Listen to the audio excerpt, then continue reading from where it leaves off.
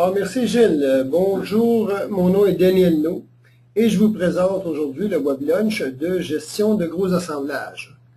On va débuter par un assemblage qui peut être problématique pour beaucoup de personnes parmi vous.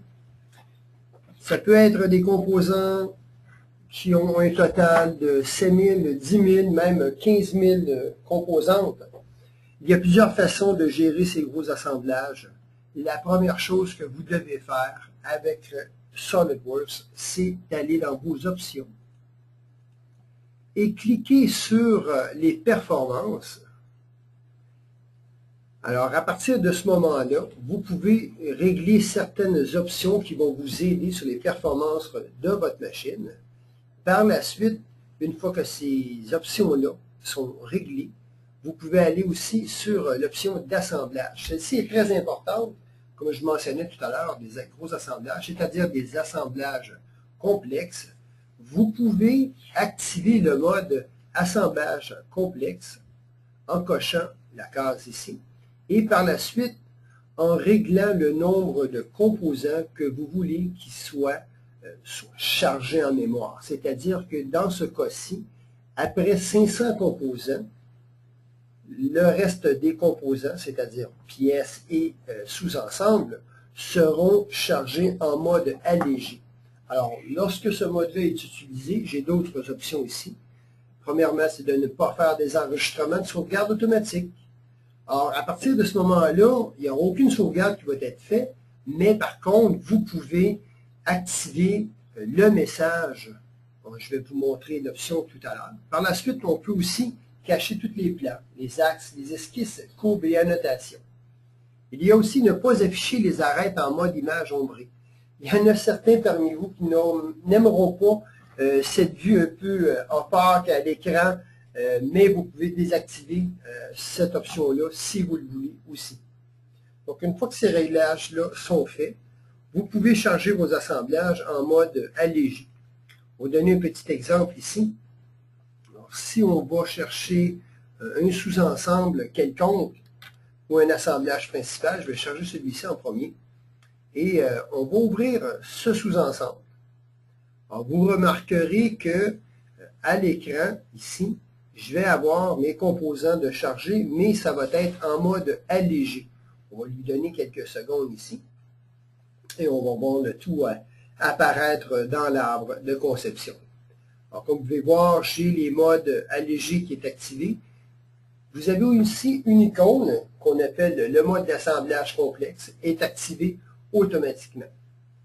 Dans mon cas, j'ai décidé d'avoir les arêtes à image ombrée. Normalement, ce type d'affichage-là n'est peut-être pas requis pour certains d'entre vous. Avec le mode d'assemblage complexe, vous aurez aussi l'option de mettre cette option automatiquement activée.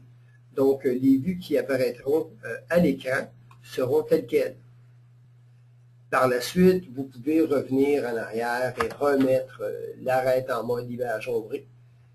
Ça va être un petit peu plus lourd sur la carte graphique. Donc, si vous avez des gros assemblages, je vous suggère la première option qui était les images ombrées seulement.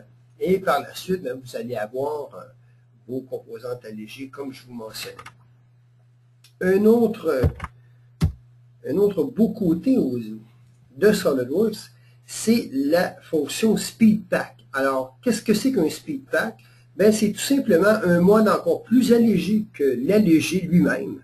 Ce qu'on va voir ici, c'est qu'on va tout simplement charger un assemblage. Il y a déjà des SpeedPacks. On va en créer une ensemble. Le SpeedPack en tant que tel, qu'est-ce que ça fait? Donc, ce que je vais faire, c'est qu'on va aller charger la deuxième assemblage, comme ceci. Donc, normalement, lorsque vous allez charger votre assemblage, soit que ce soit en mode allégé ou les composants entièrement résolus, vous allez avoir un certain montant de la mémoire qui va être utilisé. Alors, si vous voulez gérer les gros assemblages rapidement et continuer aussi de faire des mises en plan, vous pouvez aller dans l'arbre des configurations. Allez sur la configuration que vous voulez utiliser. Donc, vous pourriez avoir plusieurs speed packs, c'est-à-dire un speed pack pour chaque configuration. Alors, avec le bouton droit, je vais tout simplement activer le speed pack ou l'ajouter. Ce dernier va me présenter un tableau. Donc, à partir de ce moment-là, je vais choisir soit les faces que je veux inclure, c'est-à-dire les objets que je voudrais qu'ils soient comme chargés en mémoire ou en relation pour faire des relations, des contraintes d'assemblage ou autre. Je peux aussi tout simplement inclure un corps au complet. Je peux activer aussi l'ajout rapide. L'ajout rapide, ce qu'il va faire, c'est qu'avec les réglages que j'ai ici, les genres de curseur, je vais pouvoir plus ou moins à l'écran décider avec simplement en glissant le curseur de qu'est-ce qui va être affiché ou non. Donc, SolidWorks va calculer pour moi un facteur de visibilité, comme on le voit à l'écran. Et par la suite, donc, je le vois ici, je peux aller avec du plus ou moins selon le cas. Donc, on voit ici non, rapidement qu'est-ce qui va être chargé durant le speed pack en bleu. Je mentionnais, pour le cas ici, tout ce qu'on aurait de besoin, si on utiliserait ce sous-ensemble-là pour le mettre à un niveau plus haut, ce serait tout simplement d'aller choisir les faces. Donc, ce que je vais faire ici, c'est qu'on va aller activer premièrement la loupe en utilisant la touche G au clavier. Donc, vous pouvez n'importe quand l'activer si vous voulez. Hein, c'est très utile pour vous empêcher de manipuler votre écran en twitchant. Donc, on va choisir la face qu'on a ici. Et par la suite, je vais choisir la seconde face, c'est-à-dire les intérieurs de cylindre, où les boulons pourraient être montés. Et finalement, la face du devant ici de la pièce. J'ai les trois faces. Je vais accepter le tout. Et à partir de maintenant, si je déplace mon curseur au-dessus de mon assemblage, je vais aller voir que les pièces ou les composantes ou d'autres géométries vont être cachées, sauf celles que j'ai besoin. Vous pouvez n'importe quand revenir dans votre speed pack avec le bouton droit, le modifier ou le mettre à jour s'il y a eu des changements au niveau de l'assemblage, des composantes ajoutées. On va aller rajouter aussi le corps ici en bas. Et voilà, c'est fait. Donc, lorsque vous aurez soit modifié votre speed pack ou le créer, on va sauvegarder le tout ici. Et on va retourner à notre assemblage qui avait déjà des speed packs de créer.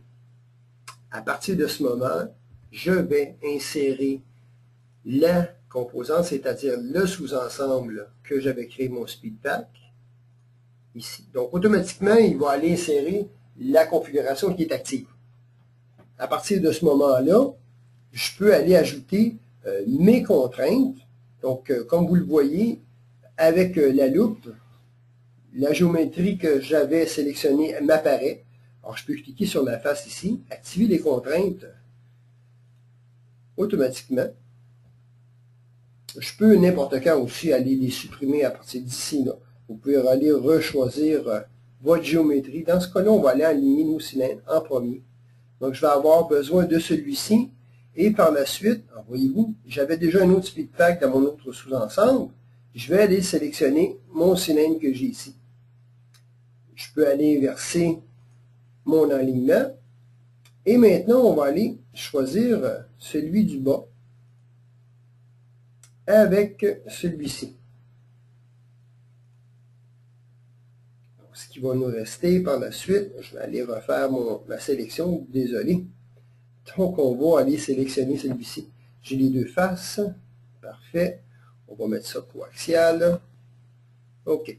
Donc, maintenant, je vais aller sélectionner l'autre face ici, dans mon cylindre. Et finalement, celui du haut. Donc, comme je vous mentionnais, désolé, petit accro, et petit cas de 18, comme tout le monde le sait, hein, on en fait fréquemment. On va recommencer le tout ici. Donc, comme je mentionnais, je vais activer les contraintes. On va aller choisir premièrement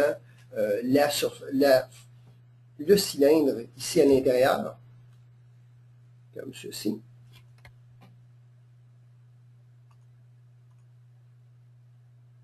Vous pouvez aussi manipuler vos objets comme ceci, l'écran graphique ou n'importe quand, là, ça vous pouvez le faire, il n'y a aucun problème. Donc, OK, on revient, on a notre cylindre ici, et je vais aller tout simplement choisir le cylindre dans la face qui va recevoir cette contrainte-là. On va choisir celle-ci. Parfait. Maintenant, je vais tout simplement aller inverser mes contraintes. On va accepter la première et je vais aller finalement sélectionner la deuxième avec celle du haut ici. Donc, tout ce qu'il me reste à faire, c'est de choisir les deux faces, celle-ci et celle-ci. Et voilà, le tour est joué. Donc, on a un assemblage en composants légers, ce qui va nous permettre d'avoir quelque chose de très rapide lors du chargement. Mais ce n'est pas tout. C'est-à-dire que vous pouvez avoir tous les sous-ensembles ou composantes de votre assemblage en mode SpeedPack, mais vous pouvez créer aussi un SpeedPack à partir de d'autres SpeedPacks existants. Sur mon assemblage principal, je vais aller dans mon arbre de configuration et je vais aller ajouter un SpeedPack. À partir de ce moment-là, je n'ai pas besoin de quoi que ce soit comme dimension sur une mise en plan ou autre. Je peux directement aller cliquer sur OK et ça va me créer un SpeedPack au complet de mon assemblage. Donc, on voit ici que je n'ai plus rien qui est disponible dans mon arbre, sauf mes plans, mais je vois toujours quand même la géométrie qui va être disponible, tout dépendant du niveau du SpeedPack. À partir de ce moment-là, vous pouvez créer un e-drawing. Dans ce cas ici, je viens d'en publier un, la configuration en cours, et le e-drawing va inclure seulement du graphique à l'écran. Donc, ça va être un fichier quand même relativement léger. Vous allez pouvoir transformer les informations aussi rapidement. Et s'il y a lieu, vous pouvez aussi envoyer votre assemblage à vos sous-traitants ou à votre client pour consultation. À partir de ce moment-là, la seule géométrie qui sera disponible, ce sera celle qui aura été déterminée par les SpeedPacks. Donc, on le voit ici, si on fait apparaître notre arbre en plus, donc je n'ai pas aucune liste de composantes sauf mon SpeedPack. Donc, très léger, vous pouvez sauvegarder le tout par la suite en mode HTML. Donc, j'en avais déjà fait un.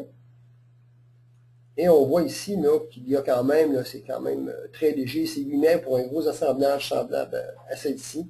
C'est très léger et c'est très rapide aussi à charger.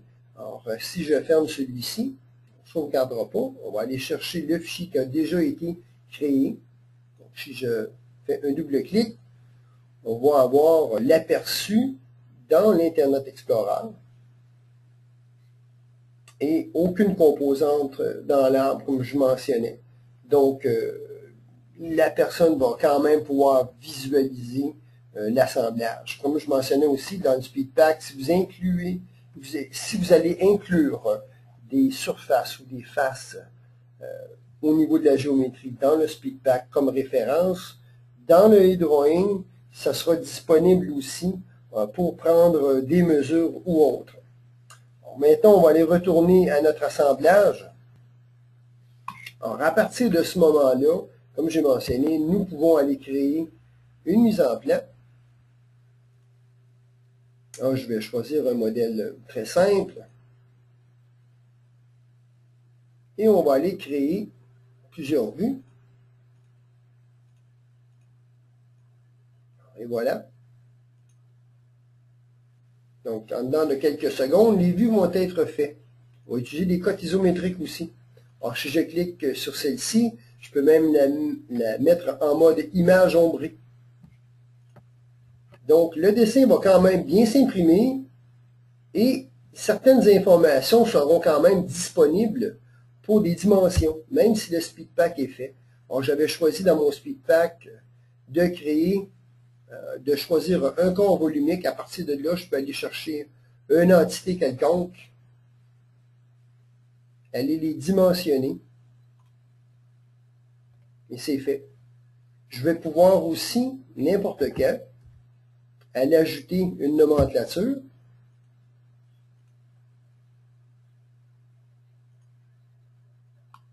Or, ici, les pièces ne sont pas chargées. Je pourrais avoir tout simplement, tout dépendant de vos nomenclatures, vous pouvez aller changer les propriétés. Donc, il y a une propriété personnalisée. Tout simplement avoir soit un numéro de pièce, hein, et les descriptions, vous pouvez aller les cacher. Donc, c'est quand même relativement simple. Et je peux avoir quand même le numéro des pièces, le nom des fichiers qui va apparaître. Donc, c'est un moyen très rapide de gérer de gros assemblages et d'avoir quand même de l'information disponible, soit les dimensions et autres vues et la nomenclature incluse. Maintenant, ceci dit pour les SpeedPack, comme je vous mentionnais, essayez-le, c'est un très bel outil. Ça va vous permettre de bien contrôler les gros assemblages et de maximiser les performances de vos machines. Vous avez aussi d'autres outils pour pouvoir gérer vos assemblages. De gros assemblages, c'est sûr que pour certains, il va en avoir quelques-uns parmi vous qui vont avoir plus ou moins de petits ordinateurs. Nous sommes toujours disponibles pour vous offrir nos nouveaux ordinateurs, qui sont les box, donc les BOXX.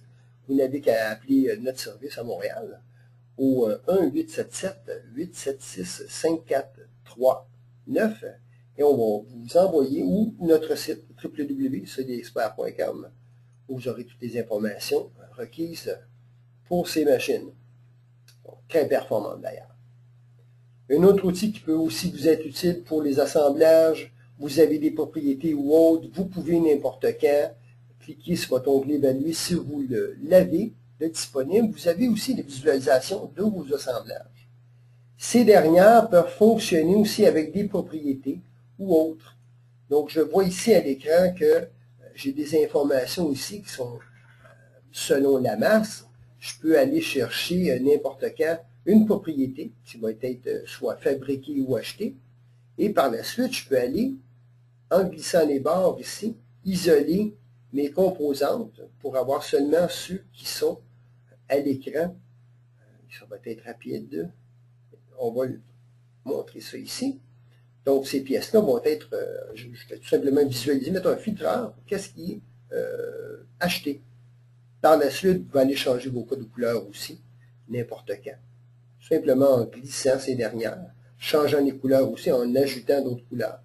Ce mode de visualisation-là, ben, vous pouvez aussi, à tout moment, aller enregistrer cet état d'affichage et vous en resservir pour vos assemblages complexes. Donc, un paquet de beaux petits trucs pour pouvoir vous aider à gérer vos gros assemblages. N'oubliez pas un dernier détail, pour ceux qui utilisent de la boulonnerie, ça m'arrive souvent, c'est question à notre support technique. Alors, si vous avez des boulons, je sais que parmi vous, il y en a certains qui aiment modéliser le filetage en mode réel.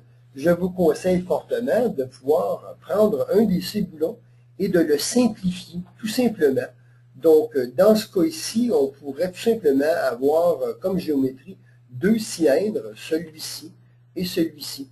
Donc, vous imaginez des assemblages d'environ 15 à 20 000 pièces. Vous pouvez avoir vos boulons qui vont représenter tout simplement deux cylindres, ou vous pouvez aussi tout simplement avoir un fichier qui va être vide, donc aucune géométrie, mais qui contient les propriétés nécessaires pour faire apparaître l'information de la nomenclature et avoir la quantité exacte. Donc, encore là, de petits trucs pour vous aider à gérer vos gros assemblages. N'oubliez pas, simplifiez vos pièces pour les gros assemblages. Vous n'avez pas besoin d'avoir toutes les fonctions. Prenez le temps de simplifier vos pièces lors de la création de ces dernières. Ça va vous sauver un temps énorme lorsque vous allez ouvrir vos assemblages. Et par la suite, pensez-y avec moi, lorsque vous allez créer vos mises en place, il va y avoir beaucoup moins de lignes à calculer pour votre ordinateur. Et par la suite, il y a aussi, tout en dernier, je pourrais plutôt mentionner, lorsque vous allez ouvrir une mise en plan. Donc, on pourrait aller choisir tout simplement à partir d'ici une mise en plan. Et lorsque je vais l'ouvrir, ben, je peux aussi l'ouvrir en mode complexe, cette mise en plan-là. Je peux la mettre aussi en mode allégé. Donc, vous pouvez n'importe quand ouvrir ces mises en plan-là en mode allégé. Ou même si la mise en plan a été faite en mode résolu, vous pouvez prendre vos vues et les mettre en mode allégé n'importe quand. Donc, on voit ici dans l'arbre de la mise en plan une petite plume à l'avant des vues. Donc, ces vues-là sont tout simplement mis en mode allégé. Ça vous permet quand même d'aller ajouter soit d'autres dimensions, comme celle-ci. On peut mettre une dimension rapide, ou vous pouvez aussi ajouter des bulles n'importe quand, même si les vues sont en mode allégé. Donc, ceci dit, ça termine notre présentation de ce midi. J'espère que ces informations-là vous seront très utiles. N'oubliez pas que notre support technique est disponible n'importe quand pour vos questions ou pour vous aider.